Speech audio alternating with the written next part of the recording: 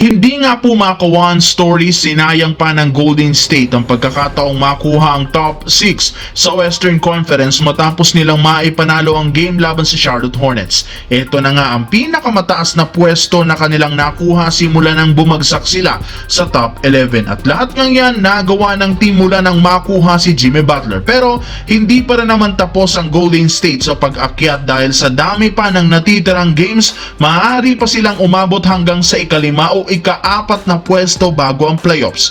Subalit kasabay ng patuloy na pagkapanalo, siya rin naman ang pagsilabasan ng problema matapos kumpirmahin ni Stephen Curry sa interview na tapilok siya sa game ngayong araw na siyang dahilan bakit paika-ika itong maglakad habang patapos ang laban. Ayon kay Curry, umaasa ito na makakapaglaro siya bukas ng umaga sa second game ng back-to-back laban sa New York Knicks, ngunit kapag naramdaman ng kanyang binte na hindi nito kaya, kusa nga siyang hindi maglalaro sa susunod na laban. Samantala, matapos nga ang matagumpay na pagkapanalo ng Los Angeles Lakers sa kanilang dalawang magkasunod na laro laban sa Clippers, kakalabanin rin naman nila ang New Orleans Pelicans. At isa pa rin naman itong must-win game para sa team since kung sakali mang maipanalo nila ito, tuluyan na nga silang aangat ng half a game sa Denver Nuggets. Ibig sabihin, solo na ng team na ito ang ikalawang pwesto sa West.